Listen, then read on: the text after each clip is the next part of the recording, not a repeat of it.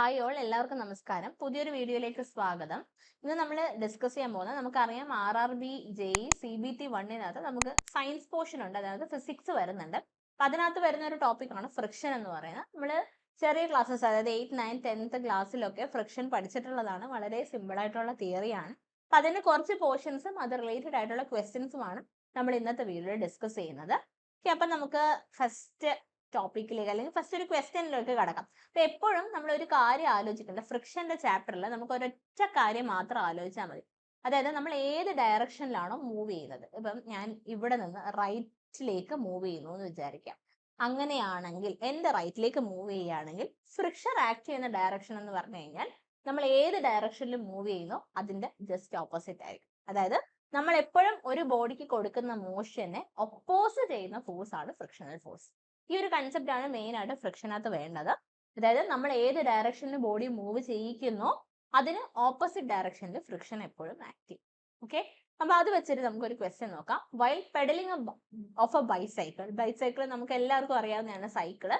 The force of friction exerted by the ground on 2 wheels is such that, അതായത് 2 wheel ഉണ്ട്, നമുക്കറിയാം front വീലും ഉണ്ട് back വീലും ഉണ്ട്. ഈ ഫ്രണ്ട് വീലിലും ബാക്ക് വീലിലും ഫോഴ്സ് ഓഫ് ഫ്രിക്ഷന്റെ ഡിറക്ഷൻ എങ്ങനെയായിരിക്കും എന്നുള്ളതാണ്.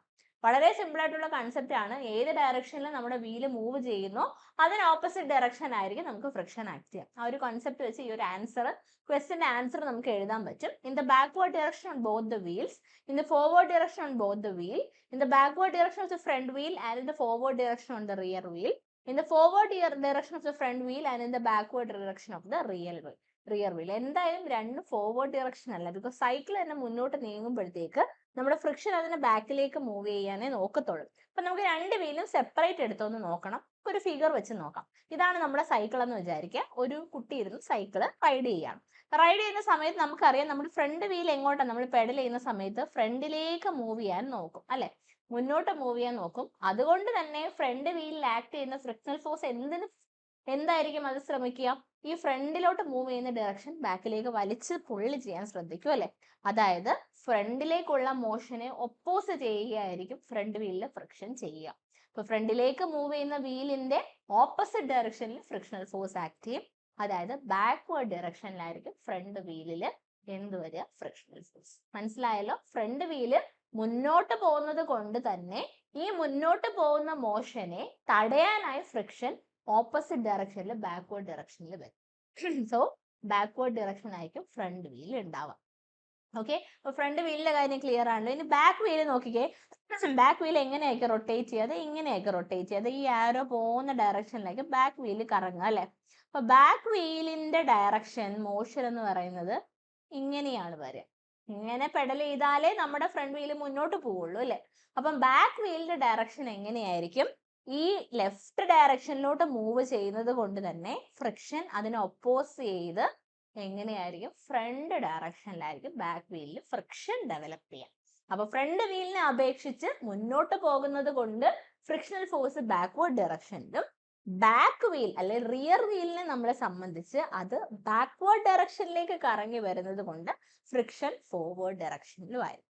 സോ നമുക്ക് നമ്മുടെ ഓപ്ഷനിലേക്ക് നോക്കാം. നമുക്ക് അറിയാം ഫ്രണ്ട് വീൽ എന്താണ്, ബാക്ക്വേർഡ് ഡയറക്ഷൻ. അപ്പൊ in the backward direction on the front wheel, in the forward direction in the rear wheel. Option C ആണ് കറക്റ്റ് ആൻസർ വരിക. ഓക്കെ, അപ്പം ബാക്ക്വേർഡ് ഡയറക്ഷൻ ആണ് ഫ്രണ്ട് വീൽ വരിക. ആൻഡ് ബാക്ക് വീൽ എന്ന് പറയുന്നത് എങ്ങനെയാണ് വരിക, ബാക്ക് വീൽ എന്ന് പറയുന്നത് ഫോർവേഡ് ഡയറക്ഷനിലാണ്. അപ്പൊ ഇങ്ങനെയാണ് ഒരു ബൈസൈക്കിൾ പെഡൽ ചെയ്യുന്ന സമയത്ത് ഫ്രണ്ട് വീലിലും റിയർ വീലിലും ഫ്രിക്ഷൻ ആക്ട് ചെയ്യും. ഇനി തെറ്റിക്കരുത്, ചോദിക്കാവുന്ന ഒരു ചോദ്യമാണ്. ഓക്കെ, ഇനി ഫ്രിക്ഷന്റെ കുറച്ച് ലോസ് ഉണ്ട്. അതായത് നമുക്ക് സ്റ്റാറ്റിക് ഫ്രിക്ഷൻ ഉണ്ട്, ഡൈനാമിക് ഫ്രിക്ഷൻ ഉണ്ട്. ഇനി അതിലേക്ക് ഞാൻ വരുന്നുണ്ട്. അതിന് മുന്നേ നമുക്ക് ലോസ് ഓഫ് ഫ്രിക്ഷൻ ഒന്ന് നോക്കാം. 5 സ്റ്റേറ്റ്മെന്റ് ആണ്. ഈ 5 സ്റ്റേറ്റ്മെന്റിൽ നിന്നും ചോദ്യങ്ങൾ വരുന്നതാണ്.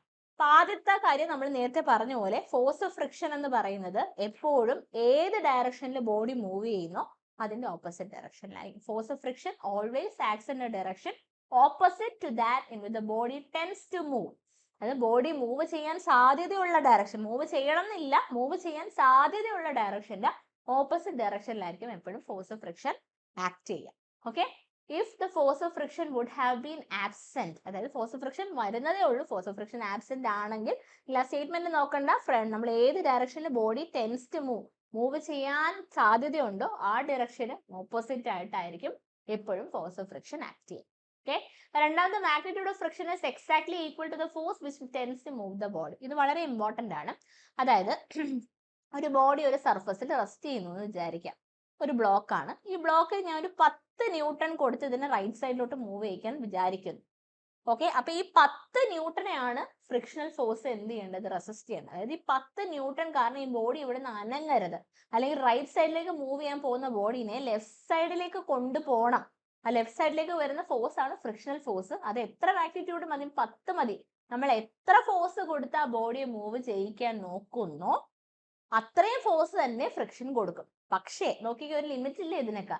ഇപ്പൊ എന്റെ ഈ ബോഡിയും ഈ സർഫസും തമ്മിലുള്ള ഫ്രിക്ഷണൽ ഫോഴ്സിന്റെ ലിമിറ്റ് 50 ആണെന്ന് വിചാരിക്കുക. ഓക്കെ, 50 ആണെന്ന് വിചാരിക്കുക. അങ്ങനെയാണെങ്കിൽ ഞാൻ ഈ ഫോഴ്സ് കൂട്ടി 10 ആക്കി, 20 ആക്കി, 30 ആക്കി, ഒരു പ്രശ്നമില്ല. 50 വരെ ഒരു പ്രശ്നമില്ല. പക്ഷെ ഞാൻ ഈ അപ്ലൈ ചെയ്യുന്ന ഫോഴ്സ് 51 ആണെന്ന് വിചാരിക്കാം.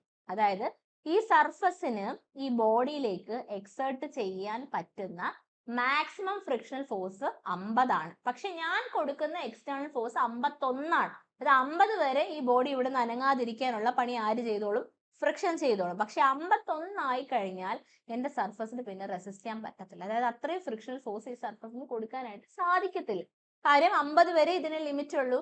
ബാക്കി 51 വന്നു കഴിഞ്ഞാൽ എന്ത് ചെയ്യും, ഫ്രിക്ഷൻ അവിടെ ഫെയിൽ ആയി. ഫ്രിക്ഷൻ ഫെയിൽ ആവാന്ന് വെച്ചാൽ ലെഫ്റ്റ് സൈഡിലോട്ട് അതിനെ വലിച്ചു നീട്ടുന്ന ഫോഴ്സ് അവിടെ നിന്നു, റൈറ്റ് സൈഡിലോട്ട് ബോഡി മൂവ് ചെയ്തു. അപ്പൊ എപ്പോഴും ഒരു ലിമിറ്റിംഗ് വാല്യൂ ഉണ്ട്. ഈ ലിമിറ്റിംഗ് വാല്യൂ ഓഫ് ഫ്രിക്ഷൻ വരെ മാത്രമേ ആ ബോഡിയെ ആ സർഫസിന് അവിടെ പിടിച്ചു നിർത്താൻ പറ്റുള്ളൂ ഫ്രിക്ഷണൽ ഫോഴ്സ് വഴി. അതിൽ കൂടുതൽ നമ്മൾ എക്സ്റ്റേണലി ഫോഴ്സ് കൊടുത്ത് അതിനെ മൂവ് ചെയ്യിക്കാൻ ശ്രമിച്ചു കഴിഞ്ഞാൽ ബോഡി സർഫസിൽ നിന്ന് മൂവ് ചെയ്യും. അതാണ് പറഞ്ഞിരിക്കുന്നത്, magnitude of force of friction is equal to the force which tends to move the body. ആ ബോഡി മൂവ് ചെയ്യിക്കുന്ന അത്രയും ഫോഴ്സ് തന്നെ റെസിസ്റ്റൻസ് ആയിട്ട് ഫ്രിക്ഷണൽ ഫോഴ്സ് ആയിട്ട് കൊടുക്കാൻ പറ്റും. പക്ഷേ ലിമിറ്റിംഗ് വാല്യൂ വരെ നമുക്കത്. ഓക്കെ, ഇനി അടുത്ത മാഗ്നിറ്റ്യൂഡ് ഓഫ് ലിമിറ്റിംഗ് ഫ്രിക്ഷൻ. നമ്മൾ നേരത്തെ പറഞ്ഞ ലിമിറ്റിംഗ് ഫ്രിക്ഷനും മാഗ്നിറ്റ്യൂഡും നോർമൽ റിയാക്ഷനും ഒരു കോൺസ്റ്റന്റ് റേഷ്യോ ബെയർ ചെയ്യും. ഓക്കെ, എന്താ പറഞ്ഞേ, നമ്മൾ ഈ പറഞ്ഞ ഫ്രിക്ഷണൽ ലിമിറ്റിംഗ് ഫ്രിക്ഷണൽ ഫോഴ്സും നോർമൽ റിയാക്ഷനും ഒരു കോൺസ്റ്റന്റ് റേഷ്യോ ബെയർ ചെയ്യും. ആ കോൺസ്റ്റന്റ് റേഷ്യോനെ വിളിക്കുന്ന പേരാണ് എന്ത്, നമ്മൾ കോഎഫിഷ്യന്റ് ഓഫ് ഫ്രിക്ഷൻ മ്യൂ എന്ന് പറയും. അപ്പൊ കോഎഫിഷ്യന്റ് ഓഫ് ഫ്രിക്ഷൻ മ്യൂ എന്ന് പറഞ്ഞു കഴിഞ്ഞാൽ ലിമിറ്റിംഗ് ഫ്രിക്ഷണൽ ഫോഴ്സും നോർമൽ റിയാക്ഷനും തമ്മിലുള്ള റേഷ്യോ. ഇനി എന്താണ് നോർമൽ റിയാക്ഷൻ എന്ന് കാണിച്ചു തരാം. നോർമൽ റിയാക്ഷൻ എന്താന്ന് വെച്ച് കഴിഞ്ഞാൽ, ഒരു ബോഡി ഇങ്ങനെ ഉണ്ടെങ്കിൽ നമുക്കറിയാം ഈ ബോഡിയുടെ വെയിറ്റ് W താഴേക്ക് ആക്ട് ചെയ്യും. ഇതിലേക്കൂടെ, അതിന്റെ സെന്റർ ഓഫ് ഗ്രാവിറ്റിയിലൂടെ. Okay, when a body weight of body acts vertically downwards through its center of gravity. അപ്പൊ ഈ സമയത്ത് ഈ സർഫസ് എന്ത് ചെയ്യും, സർഫസ് ഇതേ വെയിറ്റിന് ഇക്വലന്റ് ആയിട്ട് ഓപ്പോസിറ്റ് ഡയറക്ഷനിൽ ഒരു ഫോഴ്സ് ബോഡിയിലേക്ക് കൊടുക്കും. ആരാ കൊടുക്കുന്നത്, ഇപ്പൊ എന്റെ കൈയുടെ പുറത്ത് ഞാനൊരു പേന വെച്ചു. പേനയുടെ വെയിറ്റ് എന്റെ കൈയുടെ പുറത്തിരിക്കുവാണ്. എന്തുകൊണ്ട് ഈ പേന ഇവിടെ തന്നെ ഇരിക്കുന്നു എന്ന് വെച്ച് കഴിഞ്ഞാൽ, എന്റെ കൈ ഈ പേനയുടെ വെയിറ്റിന് ഇക്വലന്റ് ആയിട്ടുള്ള ഒരു ഫോഴ്സ് അപ്വേർഡ് ഡയറക്ഷനിൽ, വെയിറ്റിന് ഓപ്പോസിറ്റ് ഡയറക്ഷനിൽ കൊടുത്ത് ഈ പേനയെ ഇവിടെ തന്നെ ഹോൾഡ് ചെയ്യുന്നു. ആ ഓപ്പോസിറ്റ് ഡയറക്ഷനിൽ വെയിറ്റിന് ഇക്വലന്റ് ആയിട്ട് ആക്ട് ചെയ്യുന്ന ഫോഴ്സിനെ വിളിക്കുന്ന പേരാണ് നോർമൽ റിയാക്ഷൻ. ഓക്കെ, അപ്പൊ നോർമൽ റിയാക്ഷനും ലിമിറ്റിംഗ് വാല്യൂ ഓഫ് ഫ്രിക്ഷനും ഒരു കോൺസ്റ്റന്റ് റേഷ്യോ ബെയർ ചെയ്യും. ഇതിനെ വിളിക്കുന്ന പേരാണ് കോഎഫിഷ്യന്റ് ഓഫ് ഫ്രിക്ഷൻ. ഓക്കെ, ഇനി അടുത്ത രണ്ട് പോയിന്റുകളും പലപ്പോഴും ക്വസ്റ്റ്യൻ ആയിട്ട് വന്നിട്ടുള്ളതാണ്. Force of friction is independent of the area of the contact between two surface.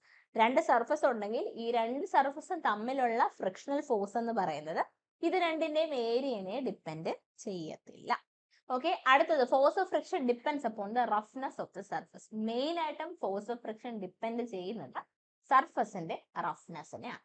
Okay, അപ്പൊ നമുക്കൊരു ചോദ്യം നോക്കാം. Force of friction, frictional force depends upon dash of the surface. നമ്മൾ നേരത്തെ പറഞ്ഞു, ഏരിയനെ ഡിപ്പെൻഡ് ചെയ്യോ, ഡിപ്പെൻഡ് ചെയ്യത്തില്ല. ഏരിയനെ ഡിപ്പെൻഡ് ചെയ്യത്തില്ല, ഡിപ്പെൻഡ്സ് അപ്പോൺ എന്നാ ചോദിച്ചിരിക്കുന്നത്. ഏതിനെയാണ്, റഫ്നെസ് ആണ്. ഓപ്ഷൻ ബി റഫ്നെസ് ആണ്. ഓക്കെ, ഇനി നമുക്ക് ടൈപ്പ് ഓഫ് ഫ്രിക്ഷനിലേക്ക് വരാം. നമുക്ക് മെയിൻലി രണ്ട് ടൈപ്പ് ഓഫ് ഫ്രിക്ഷൻ ആണുള്ളത്. കുറച്ച് പോയിന്റ്സ് പെട്ടെന്ന് അങ്ങ് പറഞ്ഞു പോവാണ്. ഫസ്റ്റ് സ്റ്റാറ്റിക് ഫ്രിക്ഷൻ ആണ്. സ്റ്റാറ്റിക് എന്ന് പറഞ്ഞാൽ സ്റ്റേറ്റ് ഓഫ് റെസ്റ്റ് ആണ്. ഈ പടത്തിൽ കാണുന്ന പോലെ ഒരു കുട്ടി റെസ്റ്റിലിരിക്കുന്ന ബോക്സിനെ തള്ളി നീക്കുവാണ്. അതായത് തള്ളി നീക്കുന്ന സമയത്ത് ഈ സർഫസ് എന്ത് ചെയ്യും, ഈ ബോയ് കൊടുക്കുന്ന അത്രയും ഫോഴ്സിന് ഇക്വലന്റ് ആയിട്ട് ഫ്രിക്ഷണൽ ഫോഴ്സ് കൊടുക്കും അല്ലെ. അപ്പം റെസ്റ്റിലിരിക്കുന്ന ബോഡി എക്സ്പീരിയൻസ് ചെയ്യുന്ന സ്റ്റാറ്റിക് എന്ന് പറഞ്ഞ സ്റ്റേറ്റ് ഓഫ് റെസ്റ്റ്. റെസ്റ്റിലിരിക്കുന്ന ബോഡി എക്സ്പീരിയൻസ് ചെയ്യുന്ന ഫ്രിക്ഷണൽ ഫോഴ്സിനെ നമ്മൾ വിളിക്കുന്ന പേരാണ് സ്റ്റാറ്റിക് ഫ്രിക്ഷൻ. ഓക്കെ, അപ്പം static friction is a friction experience by a body when it is at rest. ഇനി അടുത്ത രണ്ടാമത്തെ ഫോഴ്സ് ആണ് ഡൈനാമിക് ഫ്രിക്ഷൻ. അതായത് മൂവ് ചെയ്തുകൊണ്ടിരിക്കുന്ന ഒരു ബോഡി എക്സ്പീരിയൻസ്, ലൈക്ക് ഒരു കാർ റോഡിലൂടെ പോകുമ്പോൾ അത് ഓൾറെഡി മൂവ് ചെയ്തുകൊണ്ടിരിക്കുകയാണ്. ആ സമയത്ത് ടയർ ഓഫ് ദ കാറും റോഡും തമ്മിലുള്ള ഫ്രിക്ഷണൽ ഫോഴ്സിനെയാണ് നമ്മൾ dynamic friction. It's a friction experience by a body when it is in motion. Okay, dynamic ഫ്രിക്ഷനെ തന്നെ വിളിക്കുന്ന വേറൊരു പേരാണ് കൈനറ്റിക് ഫ്രിക്ഷൻ എന്നും വിളിക്കാറുണ്ട്. ഓക്കെ, ഡൈനാമിക് ഫ്രിക്ഷൻ തന്നെ നമുക്ക് രണ്ട് ടൈപ്പ് ഉണ്ട്. ഒന്ന് റോളിംഗ് ഫ്രിക്ഷൻ, ഇതുപോലെ ടയർ ഉരുളുന്ന പോലെ റോൾ ചെയ്ത ഒരു മെറ്റീരിയൽ അല്ലെ ഒരു ബോഡി റോൾ ചെയ്ത് ഉരുണ്ടുരുണ്ട് പോകുന്ന സമയത്ത് ആ ഉരുളുന്ന ബോഡിയും ആ പ്രതലവും തമ്മിലുള്ള ഫ്രിക്ഷനെ വിളിക്കുന്ന പേരാണ് റോളിംഗ് ഫ്രിക്ഷൻ. ഓക്കെ, രണ്ടാമത്തെയാണ് സ്ലൈഡിംഗ് ഫ്രിക്ഷൻ. ഒരു ബോഡി ഒരു സർഫസിലൂടെ സ്ലൈഡ് ചെയ്ത് പോകുന്ന സമയത്ത്, ഒരു കുട്ടി സ്ലൈഡിലൂടെ ഇങ്ങനെ ഇറങ്ങുന്ന സമയത്ത് ബോഡി എന്താ ചെയ്യുന്നത്? സ്ലൈഡ് ചെയ്ത് പോകണം. ആ സമയത്ത് ആ ബോഡിയും ആ സർഫസും തമ്മിലുള്ള ഫ്രിക്ഷനെയാണ് നമുക്ക് സ്ലൈഡിംഗ് ഫ്രിക്ഷൻ എന്ന് വിളിക്കുന്നത്. ഡൈനാമിക് ഫ്രിക്ഷൻ രണ്ട് ടൈപ്പ് ഉണ്ട്, സ്ലൈഡിംഗ് ഫ്രിക്ഷൻ ആണ്, റോളിംഗ് ഫ്രിക്ഷൻ. ഇനി ഇത് രണ്ടും ഇവിടെ മാറി നിൽക്കട്ടെ. ഇവ രണ്ടുമിൽ ആരാണ് വലുത്? ഡൈനാമിക് ഫ്രിക്ഷനും ഉണ്ട്, സ്റ്റാറ്റിക് ഫ്രിക്ഷനും ഉണ്ട്. രണ്ടിൽ ആരാണ് വലുത് എന്ന് ചോദിച്ചു കഴിഞ്ഞാൽ, ഒരു ബോഡി റെസ്റ്റിലിരിക്കുമ്പോൾ അതിന് വേണ്ടുന്ന ഫ്രിക്ഷണൽ ഫോഴ്സ് ആണ് മൂവ്മെന്റിലുള്ള ബോഡിക്ക് വേണ്ട ഫ്രിക്ഷണൽ ഫോഴ്സിനേക്കാളും കൂടുതൽ. അതായത് സ്റ്റാറ്റിക് ഫ്രിക്ഷൻ ആണ് എപ്പോഴും ഡൈനാമിക് ഫ്രിക്ഷനേക്കാളും കൂടുതൽ. ചോദിക്കുന്ന ചോദ്യമാണ്, static friction is always greater than dynamic friction. Dynamic friction എന്ന് പറഞ്ഞാൽ ഓൾറെഡി അത് മൂവിങ്ങിൽ ഇരിക്കുന്നതുകൊണ്ട് കുറച്ച് റെസിസ്റ്റൻസ് മതി. സ്റ്റാറ്റിക് ഫ്രിക്ഷൻ സ്റ്റേറ്റ് ഓഫ് റെസ്റ്റിൽ ഇരിക്കുവാണ്, അതിനെ നമ്മൾ മൂവ് ചെയ്യിക്കാൻ ശ്രമിക്കുമ്പോൾ കൊടുക്കുന്ന ഫോഴ്സ് കൂടുതലായിരിക്കും. അതുകൊണ്ട് തന്നെ അതിനെ ഒപ്പോസ് ചെയ്യാൻ ഡെവലപ്പ് ചെയ്യുന്ന ഫ്രിക്ഷണൽ ഫോഴ്സും കൂടുതലായിരിക്കും. അത് വെച്ചൊരു ചോദ്യം നോക്കാം. Dynamic friction as compared to static friction is same, more, less, has no correlation. Dynamic friction static friction അപേക്ഷിക്കുമ്പോൾ എങ്ങനെയായിരിക്കും? ഇതിന്റെ ആൻസർ നിങ്ങൾ കമന്റ് ചെയ്യുക. കാര്യം ഞാൻ എന്റെ കോൺസെപ്റ്റ് പറഞ്ഞു തന്നു, താഴെ കമന്റ് ചെയ്യും. ഓക്കെ, അടുത്ത ചോദ്യം, the maximum value of static friction when the body is at the verge of starting motion is known as. ഞാൻ നേരത്തെ പറഞ്ഞു, ബോഡി 50 ഫോഴ്സ് വരെ പിടിച്ചു നിൽക്കും. 51ാമത്തെ ഫോഴ്സ് കൊടുത്തു കഴിഞ്ഞാൽ ഫ്രിക്ഷൻ അവിടെ റെസിസ്റ്റ് ചെയ്യാൻ കഴിയാതെ വരികയും ബോഡി മൂവ് ചെയ്യുകയും ചെയ്യും. ആ മാക്സിമം വാല്യൂ ഓഫ് സ്റ്റാറ്റിക് ഫ്രിക്ഷനെ നമ്മൾ വിളിക്കുന്ന പേരാണ് ലിമിറ്റിംഗ് ഫ്രിക്ഷൻ. നമ്മൾ പറഞ്ഞു ലിമിറ്റിംഗ് ഫ്രിക്ഷനും നോർമൽ റിയാക്ഷനും ഒരു റേഷ്യോ ബെയർ ചെയ്യുന്നു അല്ലെ, അപ്പൊ അതിനെ വിളിക്കുന്ന പേരാണ് ലിമിറ്റിംഗ് ഫ്രിക്ഷൻ. ഓക്കെ, അപ്പൊ ഇത്രയേ ഉള്ളൂ. നമുക്ക് ഫ്രിക്ഷന്റെ കുറച്ച് പോയിന്റ്സ് ആണ് പറഞ്ഞ്. ആൻസർ കമന്റ് ചെയ്യാൻ മറക്കണ്ട. അപ്പൊ ഇതുപോലെ കുഞ്ഞു കുഞ്ഞു ടോപ്പിക്സ് ആയിട്ട് വീണ്ടും വരുന്നതാണ്.